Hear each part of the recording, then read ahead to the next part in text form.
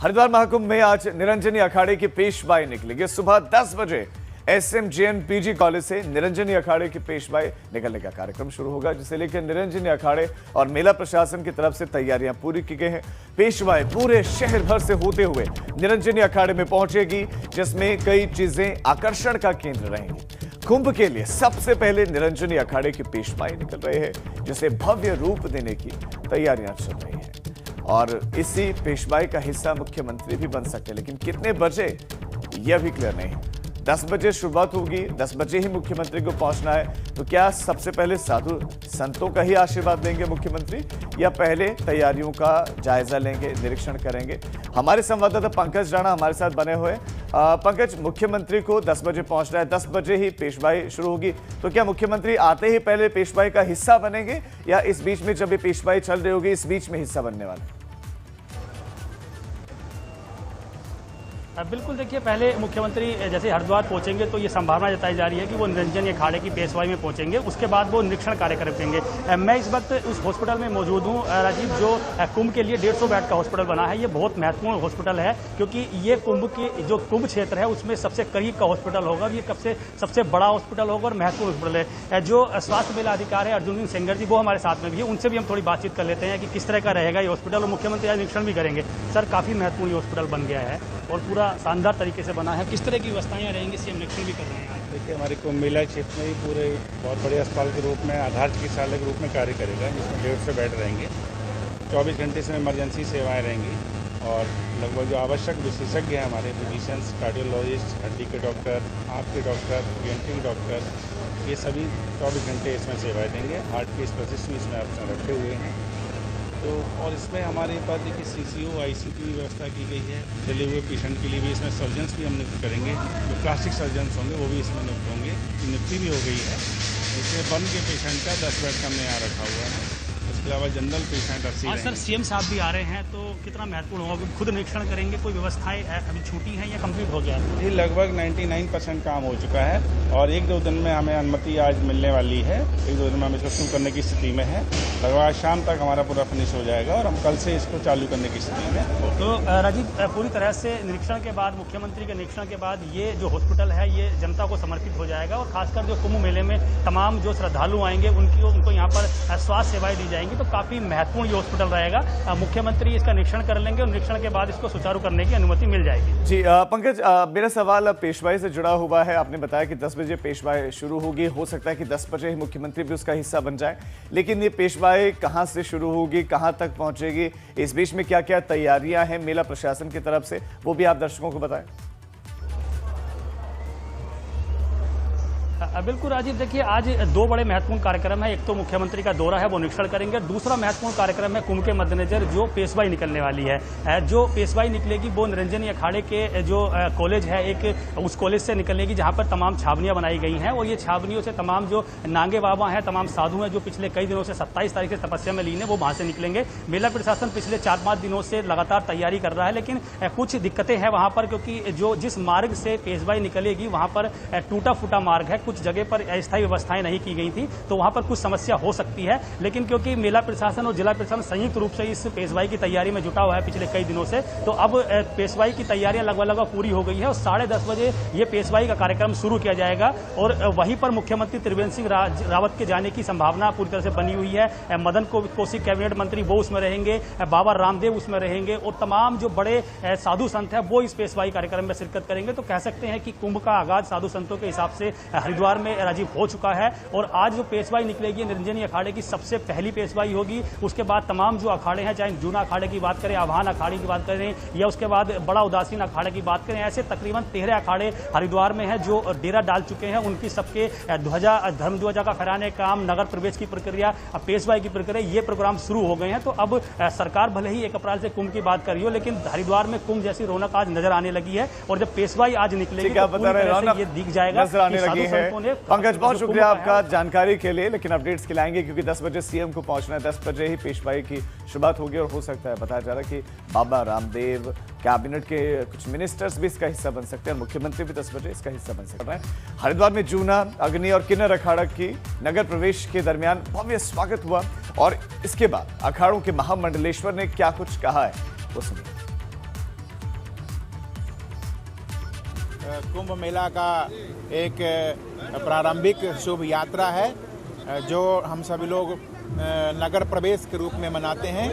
और आज कांगड़ी से हम लोग यहाँ से प्रस्थान कर रहे हैं। श्री पंच अग्नि अखाड़ा और श्री जूना अखाड़ा, ये दो अखाड़े आज ही कुंभ मेला का भूमि नगर प्रवेश करके और यहाँ से पहुँच जाएंगे हम लोग पांडवाला, और वहाँ से फिर यात्रा निकलेगी और वहाँ से निकल करके यात्रा 4 तारीख को नगर पेशवाई के लिए निकलेगी।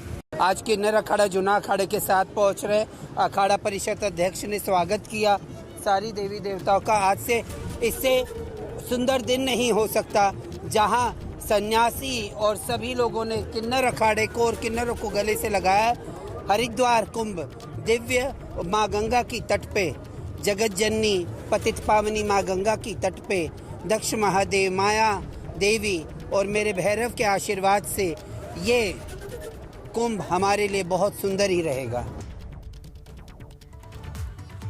आज होने वाली निरंजनी अखाड़े की पेशवाई को लेकर तैयारियों को अंतिम रूप दिया गया। पेशवाई के दौरान निरंजनी अखाड़े के साथ आनंद अखाड़ा भी शामिल होगा। आनंद अखाड़े के आचार्य महामंडलेश्वर बालकानंद गिरी महाराज छावनी में पहुंचे, जहां उन्होंने अखाड़ा परिषद के राष्ट्रीय अध्यक्ष महंत नरेंद्र गिरी की से पेशवाई को लेकर चर्चा की। उन्होंने लोगों से अपील की कि कुंभ में भाग लेने पहुंचे साधुओं के दर्शन के लिए हरिद्वार कुंभ में सभी को आना चाहिए। के कल हमारी पेशवाई है, उसकी जानकारी ली, बहुत अच्छे से सब व्यवस्थित हो रहा है। और समाज को भी मैं साथ में संदेश दूंगा कि समाज इस आध्यात्मिक कुंभ मेला में और सनातन धर्म की ध्वजा को फैलाते हुए जो सन्यासी यहाँ पर प्रवेश करके स्नान करेंगे, उन सबका दर्शन करने के लिए अवश्य यहाँ पर आए। सबका स्वागत है। आज निरंजनी अखाड़े की पेशवाई है, लेकिन इससे पहले जूना अखाड़ा के रमता पंचों ने बैंड बाजे के साथ जुलूस के रूप में नगर प्रवेश कर कुंभ के आयोजन की शुरुआत की। मेलाधिकारी दीपक रावत ने सभी क्षमता पंचों को नगर प्रवेश के दौरान माला डालकर स्वागत किया और इस मौके पर सभी आला अधिकारी भी मौजूद रहे।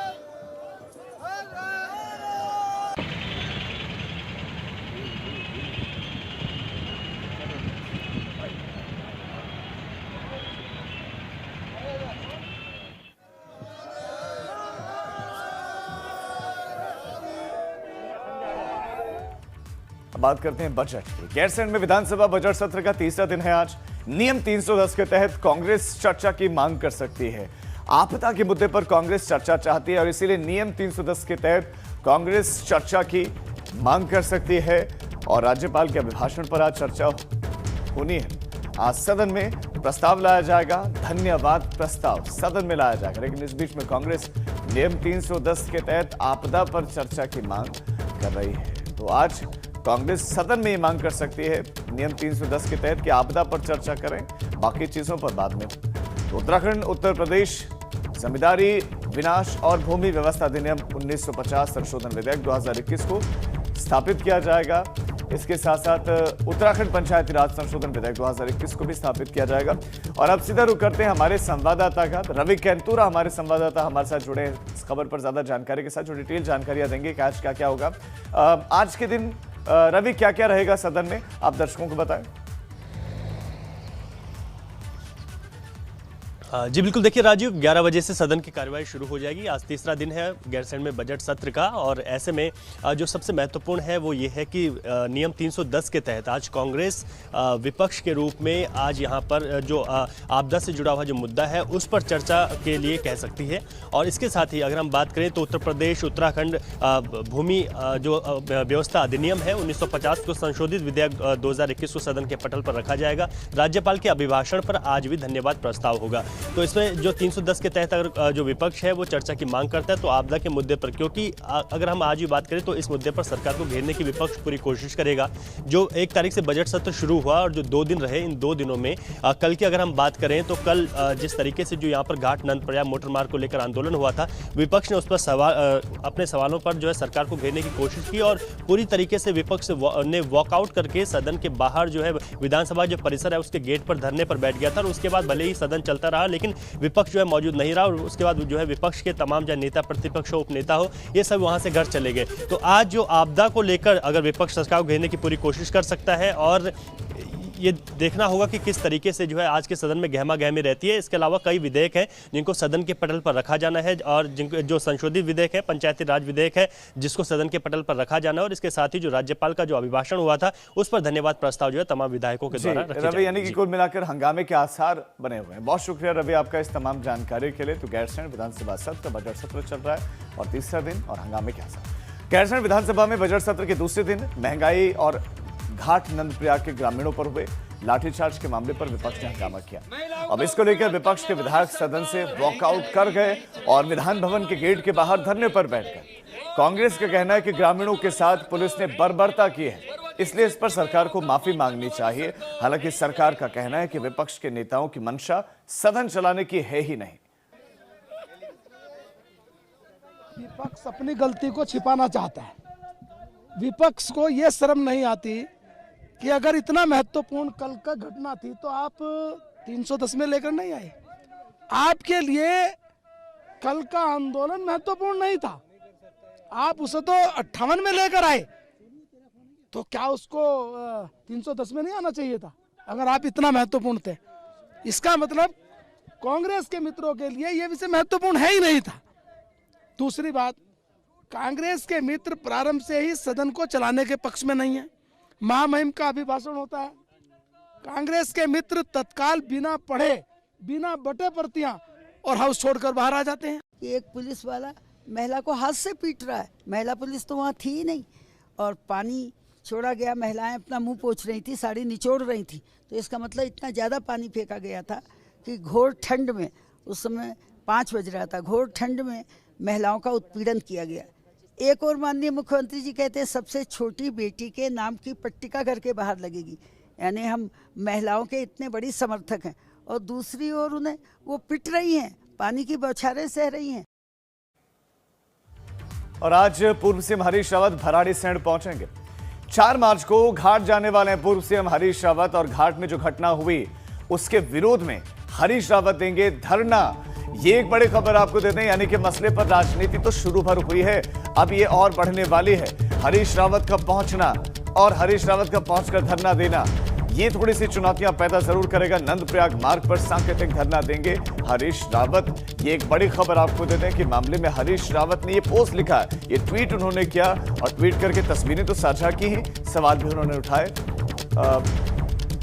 देखिए, लाठी हम पर चलाइए, कल मैं सड़क की शुरुआत में सांकेतिक विरोध करने वाला हूं, मेरा सिर फोड़िए। वहां पर लाठी इतनी ही बेचैन है तो आइए मेरा सिर फोड़िए। और इस खबर पर हमारे संवाददाता लक्ष्मण राणा हमारे साथ जुड़ गए हैं। लक्ष्मण, यानी कि मसले पर राजनीति और तेज होने वाले, क्योंकि पूर्व सीएम हरीश रावत भी पहुंचने वाले लोगों को समर्थन देने के लिए। लेकिन इस बीच में मैं आपसे ये जानना चाहता हूं कि कल का दिन जो कुछ हुआ है, जो लाठीचार्ज सबने देखा, उसके बाद क्या सरकार की तरफ से कोई आश्वासन मिला? ग्रामीणों की जो मांग थी, क्या उस पर किसी ने कुछ सुनवाई की? उस पर कोई आश्वासन मिला या नहीं? ये देखिए, 2.5 महीने से अधिक समय हो गया है, लोग विकासनगर घाट में 1.5 लेन चौड़ी सड़क की मांग को लेकर भूख हड़ताल में बैठे हैं, और इस आंदोलन को करीब 86-87 दिन वहां पर हो गए हैं। उसके बाद विधानसभा घेराव का कार्यक्रम यहाँ के लोगों ने बनाया था, विकासनगर घाट के लोगों ने, और वो दिवाली खाल बैरियर पे पहुंचे थे। इतने में वहां पर लाठीचार्ज हो जाता है और भीड़ तितर बितर हो जाती है। इसके बाद एक पथराव की घटना भी सामने आती है, जिसका की लगातार सरकार बचाव कर रही है कि पथराव आंदोलनकारियों की तरफ से किया गया, और जो पुलिस है, पुलिस के कुछ लोग, कुछ जवान चोटिल हुए हैं। उसके बाद सियासत तेज हो गई है, लगातार जो आंदोलनकारी हैं उनसे मिलने के लिए जो अन्य दलों के नेता है वो पहुंच रहे हैं। आज भी ये बताया जा रहा है कि कांग्रेस के जो प्रदेश अध्यक्ष हैं प्रीतम सिंह, वे विकासखंड घाट पहुंच रहे हैं, आंदोलन स्थल पर पहुंच रहे हैं, जहाँ पर वे आंदोलनकारियों से मिलेंगे। और कल ये बताया जा रहा है, जो आने वाला कल है, कल सूबे के पूर्व मुख्यमंत्री हरीश रावत है, वे भी आंदोलनकारियों से मिलने के लिए धरना स्थल पर पहुंच रहे हैं। लगातार ये देखा जा सकता है कि आंदोलन 2.5 महीने से अधिक आंदोलन को हो गए हैं, लेकिन अभी तक सरकार की ओर से कोई सुनवाई। लक्ष्मण, मैं से जुड़ा अपडेट ये भी जानना चाह रहा हूं आपसे कि आदेश किसने दिया था पुलिस को लाठीचार्ज करने का, क्योंकि मजिस्ट्रियल जांच के आदेश तो दिए गए हैं मामले में। अभी तक ये स्पष्ट किसी के द्वारा नहीं किया गया है, और ये नहीं बताया जा रहा है, और ये भी खुलकर सामने बात नहीं आ पाई है कि किसके द्वारा ये आदेश किया गया। जो आंदोलनकारी हैं, आंदोलनकारियों से बात की गई। जानना चाहा उनसे कि ये लाठीचार्ज क्यों हुआ, तो आंदोलनकारी ये कह रहे हैं कि धक्का मुक्की पुलिस के द्वारा की गई और धक्का मुक्की के बाद जो हालात पैदा हुए, एक एडिशनल एसपी थे ये हालात वाकई लक्ष्मण जो सबने देखे बहुत चिंताजनक थे। बहुत शुक्रिया आपका कि अगर सड़क को चौड़ा करने की मांग कर रहे हैं तो बहुत जो है लंबे समय से वो मांग कर रहे हैं, प्रदर्शन कर रहे हैं। ऐसा भी नहीं था कि उन पर लाठियां बरसा देनी चाहिए थी। किसने ये आदेश दिया था ये भी अभी स्पष्ट नहीं, जांच चल रही। इधर चमोली के दिवाली खाल में लाठीचार्ज के विरोध में लोगों ने कैंडल मार्च निकाला और इस दौरान सरकार और पुलिस के खिलाफ नारेबाजी की गई। सोमवार को सड़क के चौड़ीकरण की मांग को लेकर विधानसभा का घेराव करने के लिए जा रहे ग्रामीणों पर पुलिस ने लाठियां भांजी, लाठियां बरसाएं। नंदप्रयाग घाट मार्ग के चौड़ीकरण की मांग को लेकर ग्रामीण करीब 2.5 महीने से आंदोलनरत हैं। ऐसे में उन पर लाठियां बरसाई गई और विपक्ष का कहना है कि उन पर पानी की बौछारें छोड़ी गई ठंड में।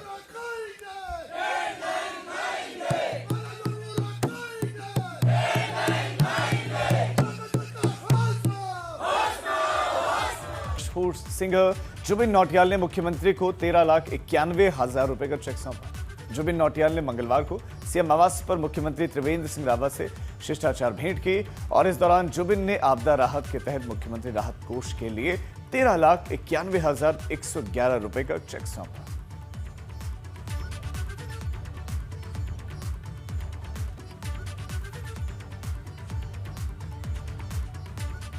और अब बड़ी खबर, आज से दौड़ेगी सिद्ध बली जनशताब्दी एक्सप्रेस और ट्रेन का उद्घाटन खुद रेल मंत्री पीयूष गोयल करने वाले हैं।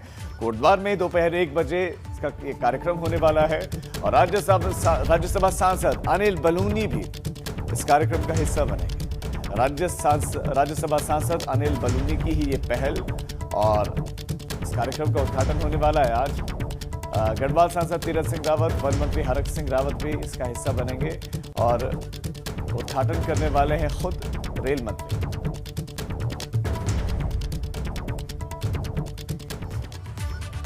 दून विश्वविद्यालय के कुल सचिव की नियुक्ति का मामला है और नैनीताल हाईकोर्ट में जनहित याचिका पर सुनवाई होने वाली है। आज इस मामले में सुनवाई है और याचिका में कुल सचिव की नियुक्ति को चुनौती दी गई है।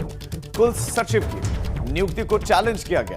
नियमों को ताक पर रखकर कुल सचिव की नियुक्ति का आरोप लगाया गया है और मामला कोर्ट तक जा पहुंचा है। नैनीताल हाईकोर्ट में मामले की सुनवाई होगी कि कुल सचिव की नियुक्ति क्यों की गई। यह आरोप लगा है कि नियमों को ताक पर रखा गया और ये नियुक्ति कर दी गई, नियमों को माना नहीं गया।